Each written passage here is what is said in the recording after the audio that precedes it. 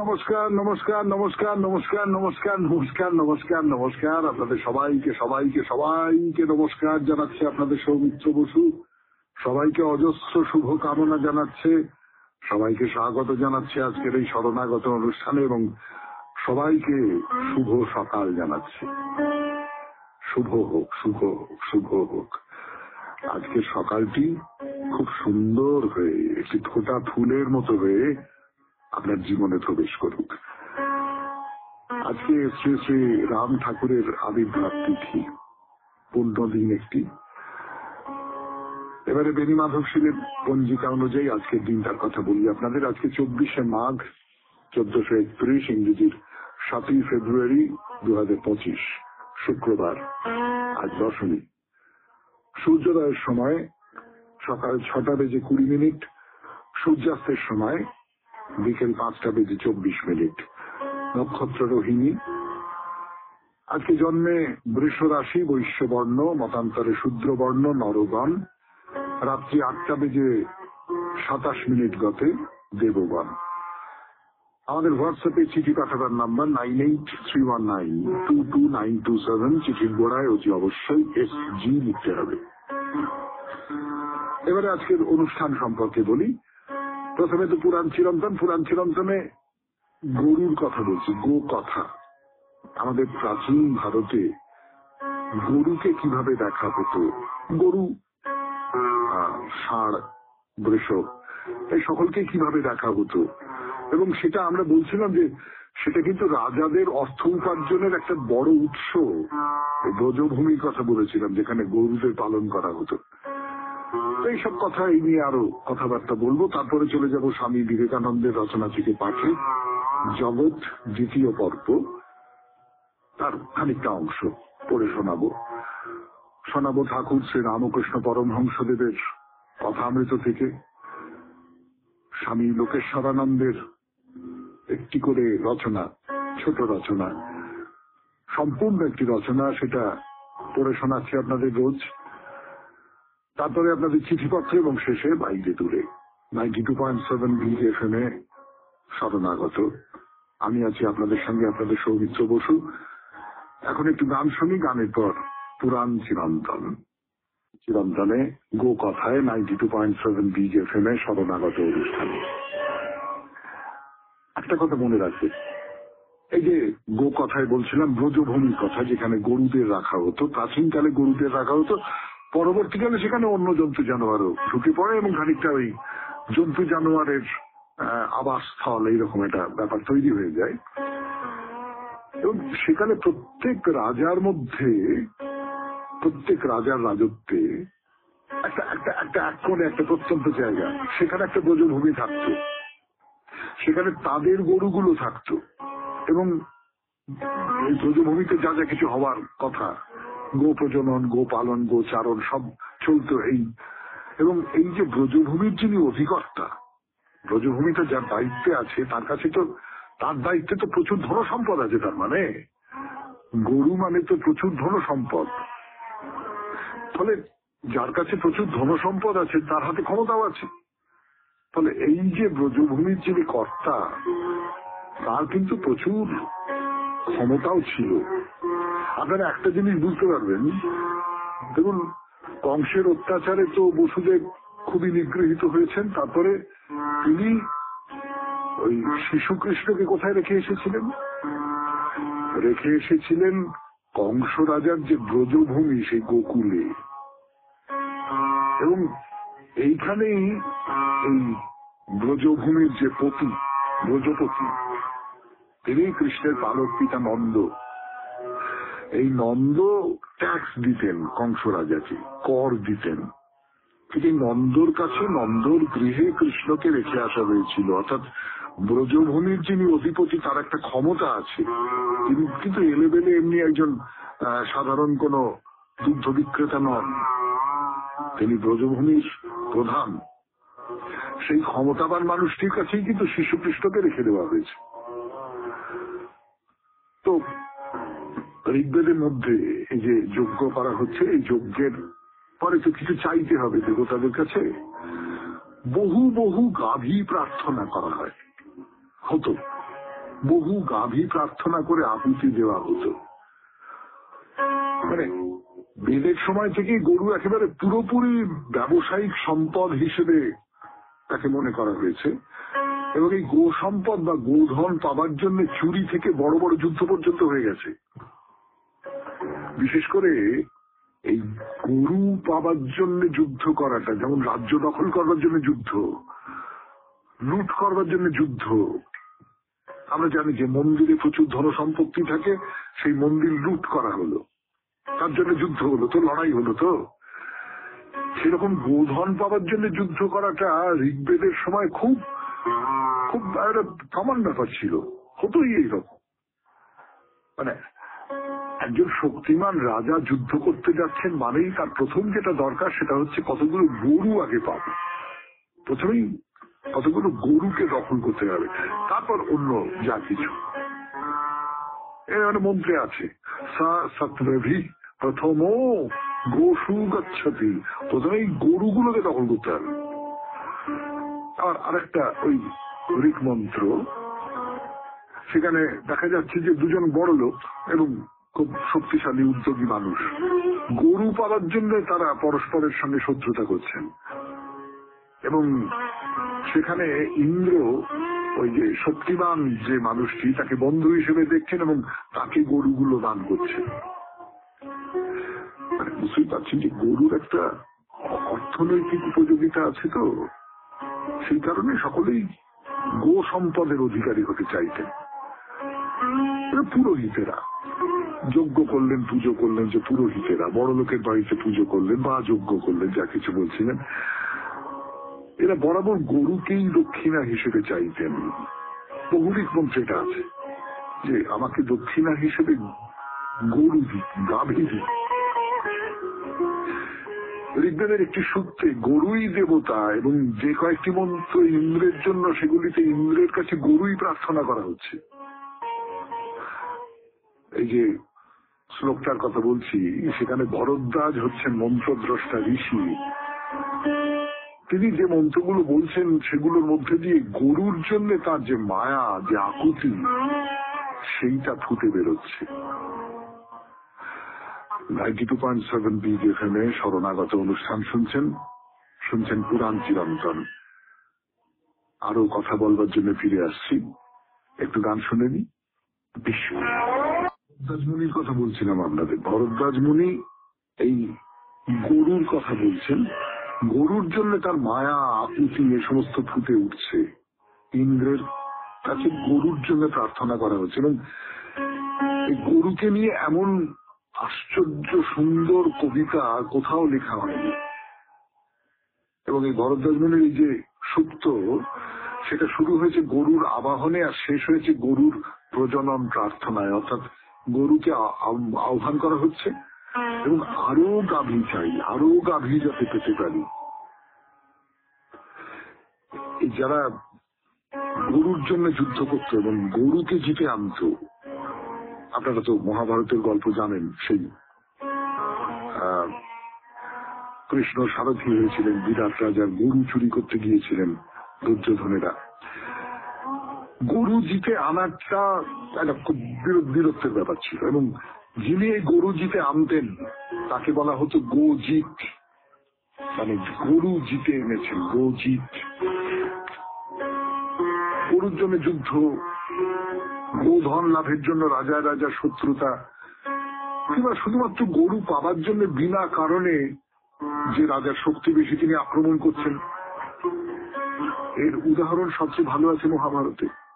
এক্ষুনি যার কথা বলছিলাম আপনাদের, পাণ্ডবেরা যখন বিরাট রাজার ঘরে অজ্ঞাতবাস করছেন এবং সেই অজ্ঞাতবাসের সময়টা প্রায় শেষ হয়ে এসেছে, তখন দুর্যোধনের তরফ থেকে প্রচুর খোঁজ খবর চলছে। পাণ্ডবদের খুঁজে বার করতে হবে, যে করে খুঁজে বার করতে হবে, পাণ্ডবেরা কোথায় অজ্ঞাতবাস করছে খুঁজে বার করতে হবে, এরকম সব চলছে। মানে খুঁজে বার করতে পারলে তাদের আবার প্যাঁচে ফেলে দেওয়া যাবে। হঠাৎ একদিন কৌরবদের কাছে খবর এলো যে বিরাট রাজার যে সেনাপতি কিচক, সে মারা গেছে। কেমন করে মারা গিয়েছিল সে আপনারা জানেন। ভীম তাকে মেরে ফেলেছিল দ্রৌপদীর দিকে নজর দিয়েছিল বলে। তো কিচক মারা গেছে, এই ত্রিগর্ত দেশের রাজা সুশর্মা এই খবরটা দুর্যোধন আর কর্ণের কাছে দিয়েছে, দিয়ে বললেন যে বিরাট রাজার মৎস্য দেশ আক্রমণ করা হোক। ত্রিগর্ত আর কুরুদেশ একসঙ্গে যৌথ আক্রমণ চালাক বিরাটের উপরে।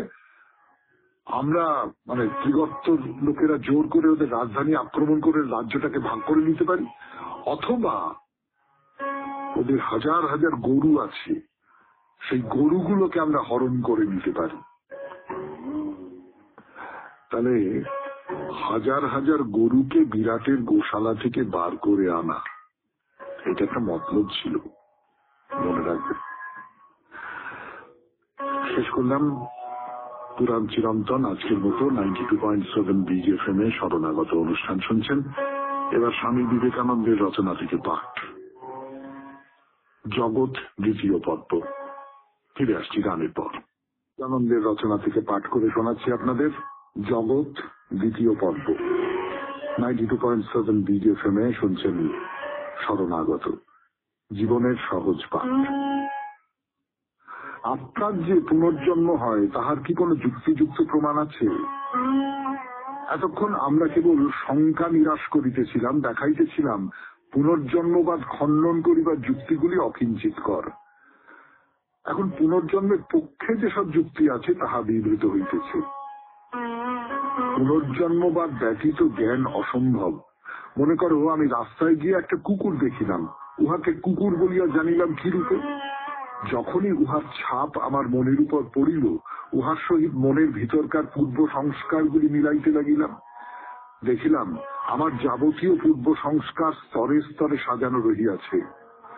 নূতন কোন বিষয় আসিবা মাত্র আমি সেটিকে প্রাচীন সংস্কারগুলির সহিত মিলাইয়া দেখি।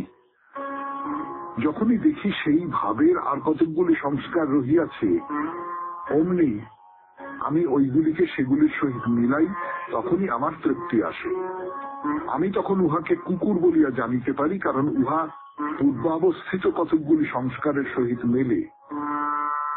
যখন উহার তুল্য সংস্কার আমার ভিতরে দেখিতে পাই না, তখনই আমার অতৃপ্তি আসে। এইরূপ হইলে উহাকে অজ্ঞান বলে, আর তৃপ্তি হইলেই উহাকে জ্ঞান বলে। যখন একটি আপেল পড়িল, তখনই মানুষের মধ্যে অতৃপ্তি আসিল। তারপর মানুষ ক্রমশ ঐরূপ কতকগুলি ঘটনার মধ্যে একটি শ্রেণী বিভাগ দেখিতে পাইল। কি সেই শ্রেণী? সকল আপেলই পড়িয়া থাকে। মানুষ উহার মাধ্যাকর্ষণ সংজ্ঞা দিল। অতএব আমরা দেখিলাম পূর্বে কতকগুলি অনুভূতি না থাকিলে নূতন অনুভূতি অসম্ভব, কারণ ওই নূতন অনুভূতির সহিত মিলাইবার আর কিছু পাওয়া যাইবে না। অতএব কতিপয় ইউরোপীয় দার্শনিক যে বলেন বালক ভূমিষ্ঠ হইবার সময় সংস্কার শূন্য মন লইয়া আসে, এই মত যদি সত্য হয়, তবে এরূপ বালক কখনো কিছুমাত্র মানসিক শক্তি অর্জন করিতে পারিবে না, কারণ তাহার নূতন অনুভূতিগুলি মিলাইবার জন্য আর কোনো সংস্কার নাই।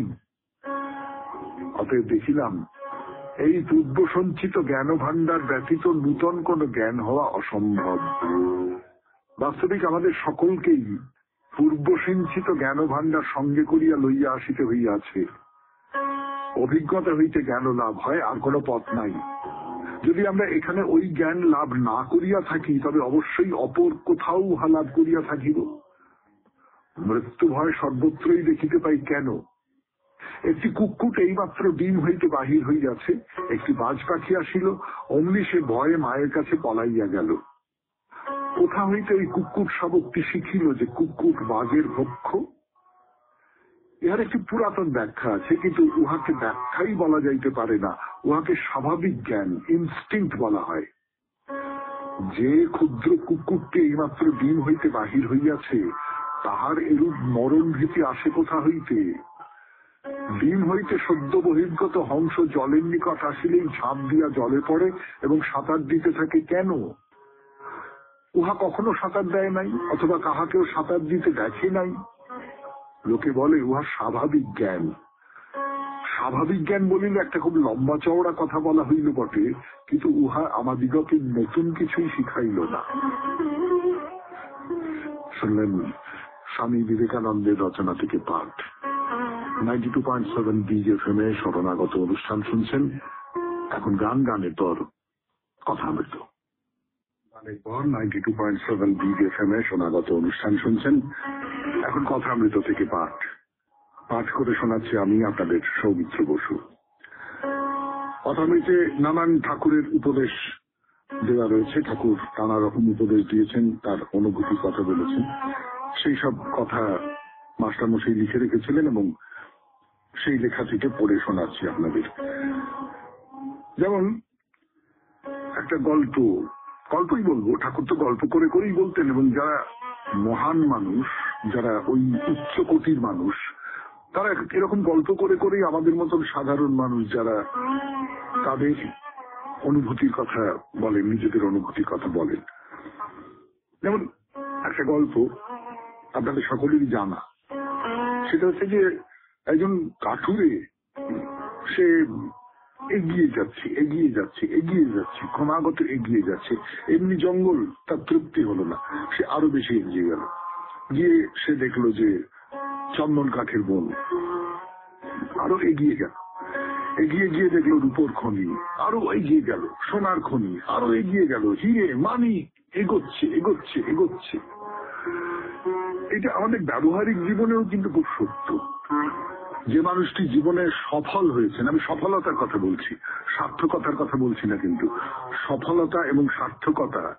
আমাদের এক মাস্টারমশাই ছিলেন জ্যোতিপ্রকাশ দত্ত বলে, তিনি যে মাস্টারমশাই হিসেবে খুব ভালো ছিলেন এমনটা হয়তো আমি বলতে পারবো না, কিন্তু অসম্ভব পড়াশুনো করতেন এবং অসম্ভব একটা বোধের জায়গা ছিল, তার মননের একটা জায়গা ছিল। তো তিনি একবার ওইরকম বলেছিলেন যে ইংরেজিতে একটা কথা আছে, সাকসেস, তার বাংলা কি হবে, সাফল্য বলতে পারো, কিন্তু সিদ্ধি বলতে যেটা বোঝায় সেইটা কিন্তু নয়।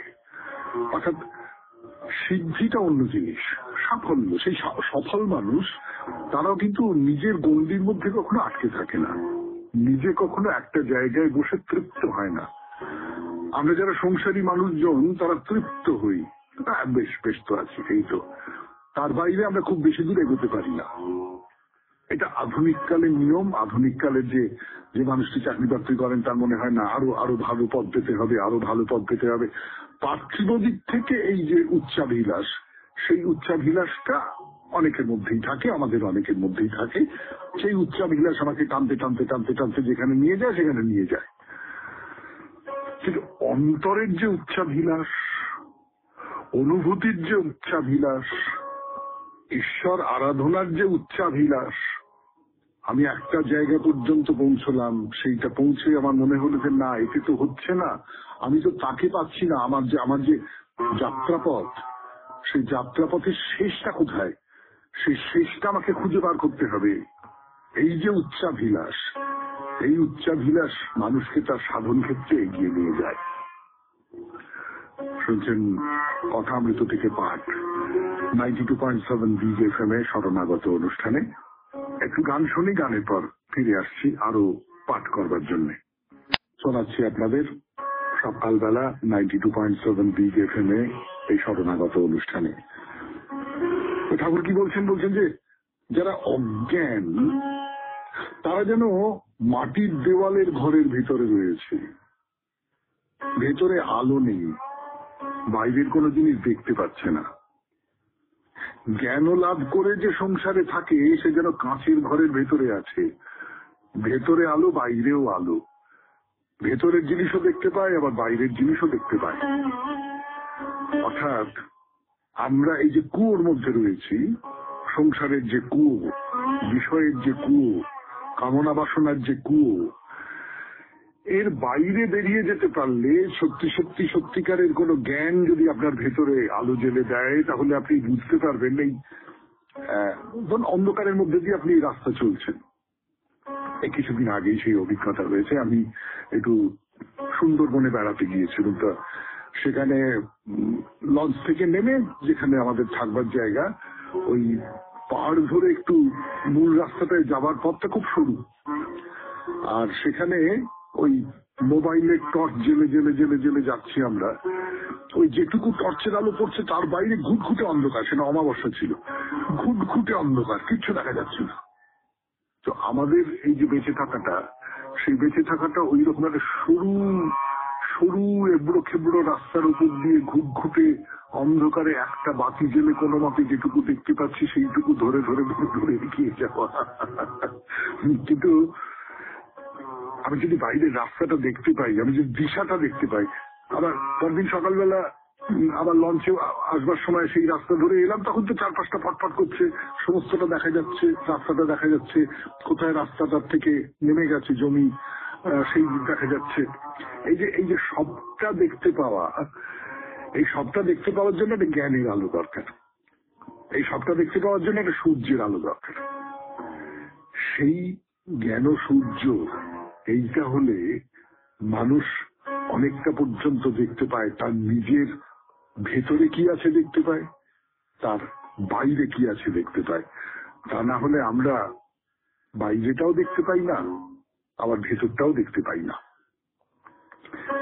শুনলেন কথামৃত থেকে পাঠ 92.7 বিগ FM এ শরণাগত অনুষ্ঠানে। এরপর স্বামী লোকেশ্বরানন্দের রচনা থেকে পড়ে শুনব।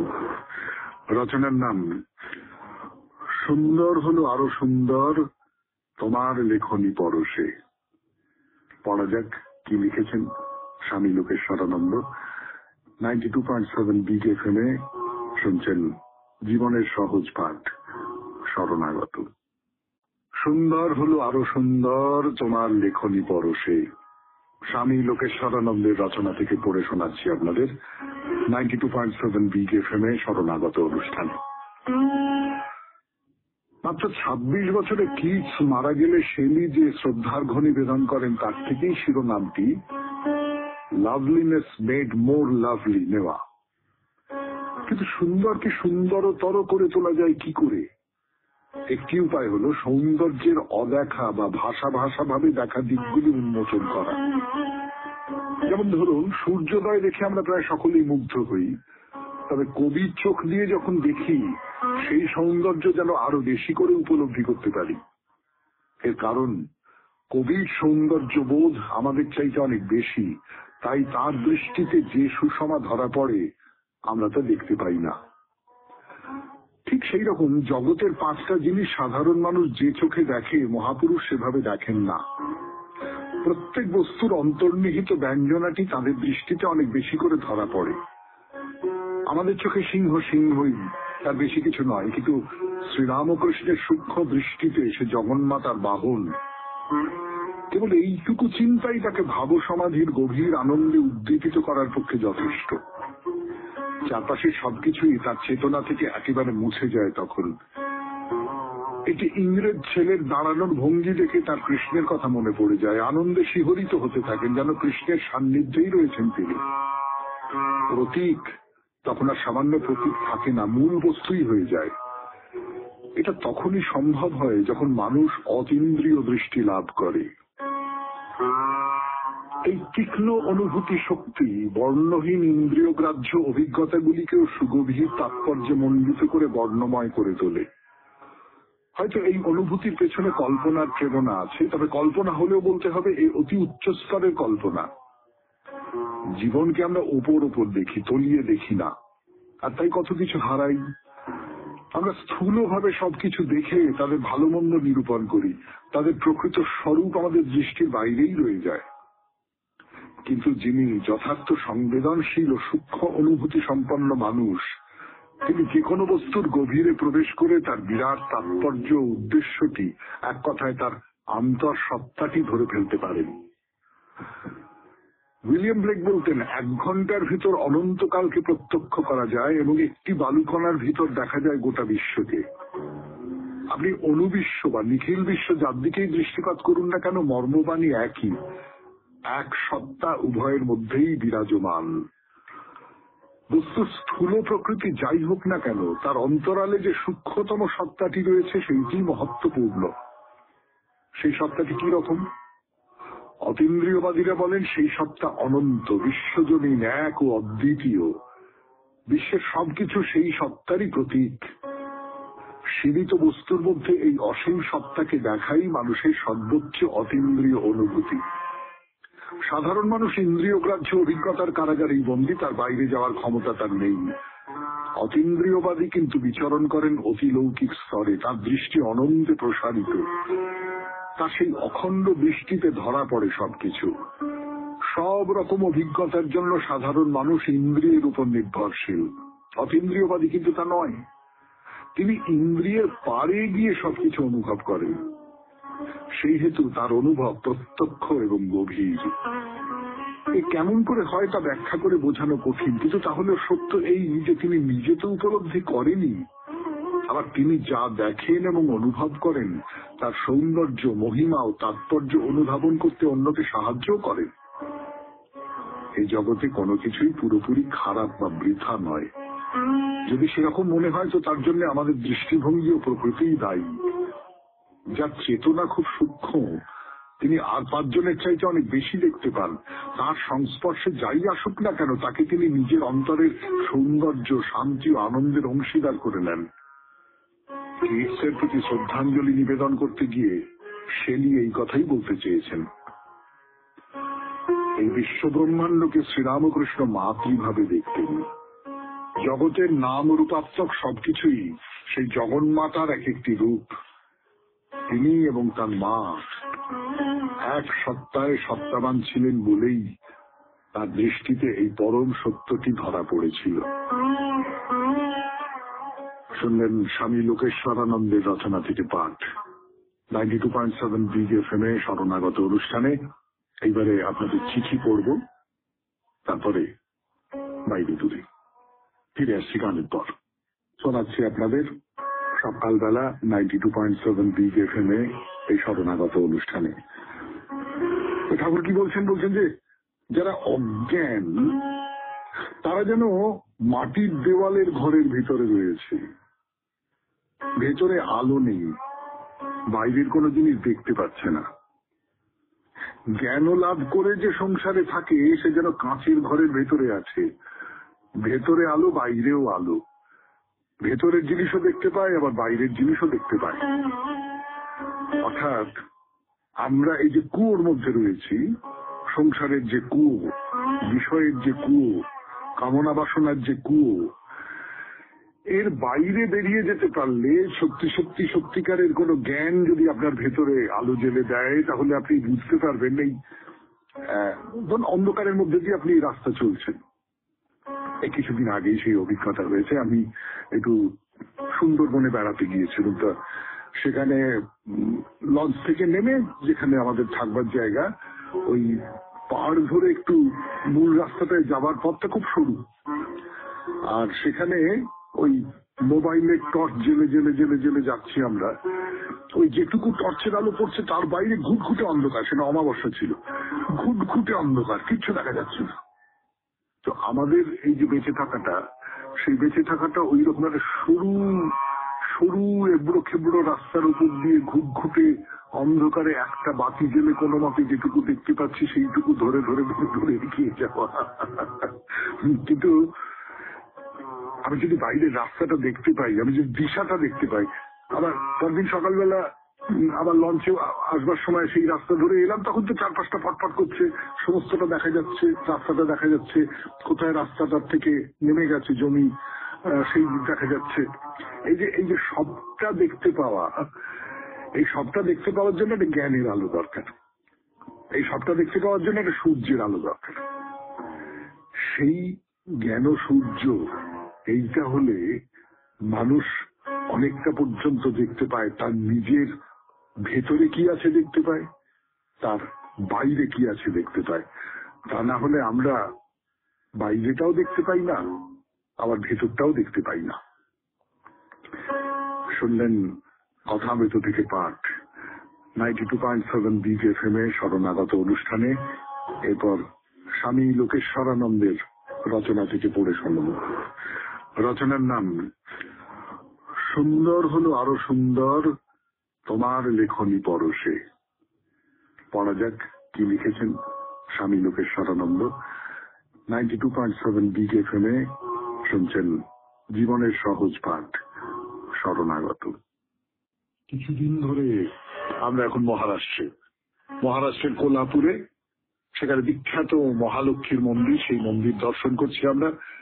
মহালক্ষ্মীর মন্দির দর্শন করা হয়ে গেছে, কিন্তু ওই আমাদের যে মন্দিরগুলো আছে, ভারতের যে প্রাচীন মন্দিরগুলো অন্তত আছে, কিছু পুরনো মন্দিরও আছে। প্রাচীন বললে অনেক প্রাচীন বোঝায় তা নয়, কিছু পুরনো মন্দিরও যেগুলো আছে তাতে একজন দেবতা বা দেবীর সঙ্গে আরো অনেক দেবতা বা দেবী থাকেন, তাদের জন্য ছোট ছোট ছোট ছোট মন্দির থাকে। সে তো আমরা সকলেই জানি, আমরা যারা শরণাগত পরিবারের সদস্য তারা সকলেই জানি। তো আমরা কিছু মন্দির দেখলাম, এবার চলুন আরেকটি মন্দিরের দিকে যাওয়া যাক। এটা হলো নবগ্রহ মন্দির। নবগ্রহ, আপনি হাতে আংটি পরেন কিনা আমি জানি না, সেগুলো তো কোনো না কোনো গ্রহকে তুষ্ট রাখবার জন্যে এরকম নবগ্রহ আছে। আমরা ছোটবেলায় পড়তাম যে 9 নবগ্রহ 10 দিক, এরকম সব পড়তাম, 9টি গ্রহ আছে। তো সেই নবগ্রহকেও দেবতা হিসেবে কল্পনা করা হয় এবং সেই নবগ্রহ মন্দিরের দিকে আমরা যাচ্ছি। পাথরের তৈরি মন্দির। এই যে চত্বরটা, এই চত্বরে অনেকগুলো মন্দির আছে আপনাদের বলেছি, তার মধ্যে এই মন্দিরের চেহারাটা একটু অন্যরকম। না, পুরনো মন্দির, কিন্তু মানে এর যে দেওয়াল, সেই দেওয়ালটা ওই রকম খানিকটা মলিন হয়ে গেছে, খানিকটা শ্যাতলা পড়ে গেছে যাকে বলে, সেই রকম সব হয়েছে, সব ঠিকই আছে, কিন্তু এই মন্দিরের যে গড়নটা সেইটা বেশ খানিকটা অন্যরকম। তো মন্দিরের সামনে 3টে দরজা আছে। দরজাগুলো দেখতেও কিন্তু বেশ অন্যরকম। মানে আমি বলি, মাঝখানের যে দরজাটা সেটা চওড়া, দুপাশের দুটো সরু, তাহলে বুঝতেই পারা যায় যে মাঝখানের দরজা দিয়েই ভেতরে প্রবেশ করতে হয়। কিন্তু এই দরজাগুলোর আকারটা খুব অদ্ভুত। অন্য কোনো মন্দিরে এই ধরনের দরজা দেখতে পাওয়া যায় না, বা অন্য কোনো মন্দিরে এই ধরনের মন্দিরের ভেতরে ঢোকবার জন্য এই রকমের তোরণ দেখতে পাওয়া যায় না। একটু বেশি লম্বাটে মতন, খুব অন্য রকমের একটা চেহারা। মাথার উপরের দিকটা আস্তে আস্তে আস্তে আস্তে ছোট হয়ে গেছে, কিন্তু একটু বেশি লম্বা বলে মনে হয়। তো যাই হোক, এই লম্বা দরজাটা দিয়েই তো ভেতরে প্রবেশ করতে হবে। কিন্তু এই দরজার বা দেউড়ির পাশ থেকেই, মানে মন্দিরের পাশের দিকটা ধরুন, এই পাশের দিকটায় থাকে থাকে থাকে থাকে থাকে থাকে উঠে গেছে। মানে মন্দিরটা যেরকম চওড়া তার থেকে আস্তে আস্তে শুরু হয়ে গেছে, সব মন্দিরই হয়, কিন্তু যেন ধাপে ধাপে ধাপে ধাপে উঠে গেছে, আর নানান রকম অলঙ্করণ। তো মনে হচ্ছে যেন পদ্মের উপরে পদ্ম, তার উপরে পদ্ম, তার উপরে একটা গবাক্ষের মতো। সেই গবাক্ষ থেকে নানান ধরনের মূর্তি দেখা যাচ্ছে। মন্দিরে ঢোকবার একটি দুয়ার, তার নাম হচ্ছে বিদ্যাপীঠ দুয়ার। এই দুয়ারের দক্ষিণ দিকে আছে রাধাকৃষ্ণের মন্দির। এ মন্দির অবশ্য দেখি বোঝা যায় যে অনেক আধুনিক কালে তৈরি। এই রাধাকৃষ্ণের মন্দিরের কথা বলবার আগে একটু থামছি, একটু গান শুনছি 92.7 বিগ FM এ শরণাগত অনুষ্ঠানে। তারপর রাধাকৃষ্ণের মন্দির কথায় সেই মহালক্ষ্মী মন্দিরের অন্যান্য কিছু মন্দির দেখছি। এখন আমরা রাধাকৃষ্ণের মন্দিরের দিকে আছি। পাথর নয়, সিমেন্টের দেওয়াল, হলুদ রঙের দেওয়াল, তার সামনে কৃষ্ণ আর রাধা দুজনেই আয়তনে খুব ছোট, খুব ছোট। আর কৃষ্ণের গায়ের রং একেবারে কুচকুচে কালো, মানে শ্যামবর্ণ নয়, কিন্তু খুব কালো। আর সেই সঙ্গে সবুজ রঙের একটা ধুতি পরে আছেন তিনি, খালি গা, গলায় মালা, মাথায় মোহন চূড়া যেরকম কৃষ্ণের মাথায় থাকে, ভারী মিষ্টি দেখতে লাগছে। আর পাশে আছেন রাধা, তাকে আরো মিষ্টি দেখতে। মানে দেবতা এবং দেবীর সম্পর্কে মিষ্টি শব্দটা ব্যবহার করাটা ঠিক হলো কিনা আমি বুঝতে পারছি না, কিন্তু সত্যি দেখে মনে হয় দুটি বাচ্চা ছেলে। বড় বড় চোখ মেলে রাধা তাকিয়ে আছেন। কৃষ্ণের পাশে তাকে দেখলে একেবারে বালিকা বলে মনে হয়। এবং কৃষ্ণ কিরকম করে একটা তাকিয়ে রয়েছেন, সেই তাকিয়ে থাকাটার মধ্যে একটা খুব বাচ্চা বয়সের একটা ঔদ্ধত্য মতন থাকে না, খুব সুন্দর লাগে দেখতে বাচ্চাদের। সেই রকম খুব সুন্দর মূর্তি দুটি, কিন্তু খুব আধুনিক কালে তৈরি বলে মনে হলো না, খুব প্রাচীনও নয় এবং খুব সুন্দর শিল্পিত ভাবে তৈরি করা হয়েছে। এটা বুঝতে পারা যায় যে কৃষ্ণ এবং রাধা দুজনেরই যে চোখ, সেই চোখের একটা ভাষা আছে। শিল্পী এই চোখের ভাষাটাকে তৈরি করতে পেরেছেন। তো রাধাকৃষ্ণ যে বেদিতে রয়েছেন, বেদির ঠিক নিচে একজন শিশু কৃষ্ণ রয়েছেন নীল রঙের, মানে ইনি কিন্তু কালো রঙের নয়। উপরে যে কৃষ্ণ রয়েছেন তার মতো কুচকুচে কালো রঙের নয়, মাথায় মুকুট রয়েছে শিশু কৃষ্ণের। এবং কত মন্দির দেখাবো আপনাদের, প্রচুর মন্দির। এই যে এখানে লম্বা একটা এলাকা, তার মধ্যে পরপর পরপর পরপর পরপর নানান দেব দেবীর মন্দির রয়েছে। ওই একটাই ছাদের নিচে অনেকগুলো দেবতার মন্দির। আপাতত আমরা দাঁড়িয়ে রয়েছি শ্রী কালো ভৈরব মন্দিরের সামনে। কালো ভৈরব এমনি একটু দরজার ভেতরে রয়েছেন, অবস্থান করছেন। আছেন শ্রী সিদ্ধি বিনায়ক, মা সিংহ বাহিনী। প্রত্যেকের মূর্তি আকারে ছোট ছোট, মানে মহালক্ষ্মীর মূর্তি ছোট, কিন্তু তার চেয়েও এদের আকার অনেক ছোট। লক্ষ্মীনারায়ণ আছেন, অন্নপূর্ণা, রামেশ্বর, আরো বহু দেবতা এবং দেবী। শুনলেন বাইরে দূরে, আরো কথা বলবো, আবার ফিরে আসবো এই মহালক্ষ্মী মন্দির সম্পর্কে, আরো কথা বলবো। আপাতত শেষ করি বাইরে দূরে, এবং সেই সঙ্গে শেষ করি আজকের শরণাগত অনুষ্ঠান। আমাদের হোয়াটসঅ্যাপে চিঠি পাঠাবার নাম্বার 9831922927। চিঠির গোড়ায় অতি অবশ্যই SG লিখতে হবে। আর আপনারা তো জানেন, শুনেছেন নিশ্চয়ই, যে আমাদের সামনের বৃহস্পতিবারে যে বিষয় নিয়ে চিঠিপত্র লিখতে বলেছি আপনাদের, সেটা হচ্ছে পুণ্য কাজ। মানে আপনি জীবনে কোন কাজটাকে সবচেয়ে পুণ্যের কাজ বলে মনে করেন, সেই কাজটার সম্পর্কে যদি একটু 250 শব্দের মধ্যে লিখে আগামী মঙ্গলবারের ভেতর আমাদের দপ্তরে পৌঁছে দেওয়ার ব্যবস্থা করেন। তাহলে আজকের মতো শেষ করি শরণাগত। কিন্তু তার আগে তো কবিতা বলতে হবে। শোনাই কবিতা, রবীন্দ্রনাথের কবিতা। তুমি সন্ধ্যার মেঘ, শান্ত সুদূর, আমার সাধের সাধনা, মম শূন্য গগন বিহারী, আমি আপন মনের মাধুরী মিশায়ে তোমারে করেছি রচনা। তুমি আমারই, যে তুমি আমারই, মম অসীম গগন বিহারী, মম হৃদয় রক্ত রঞ্জনে তব চরণ দিয়েছি রাঙিয়া, ওই সন্ধ্যা স্বপন বিহারী, তব অধর এঁকেছি সুধা বিষে মিশে, মম সুখ দুঃখ ভাঙিয়া। তুমি আমারই, যে তুমি আমারই, মম বিজন জীবন বিহারী, মম মোহের স্বপন অঞ্জন তব নয়নে দিয়েছি পরায়ে, ওই মুগ্ধ নয়ন বিহারী, মম সঙ্গীতে তব অঙ্গে অঙ্গে দিয়েছি জড়ায় জড়ায়। তুমি আমারই, যে তুমি আমারই, মম জীবন মরণ বিহারী। খুব ভালো থাকবেন, আনন্দে থাকবেন। নমস্কার, নমস্কার, নমস্কার, নমস্কার, নমস্কার, নমস্কার, নমস্কার, নমস্কার, নমস্কার। আপনাদের সবাইকে সবাইকে সবাইকে নমস্কার জানাচ্ছি। আপনাদের সৌমিত্র বসু। সবাইকে অজস্র শুভ কামনা।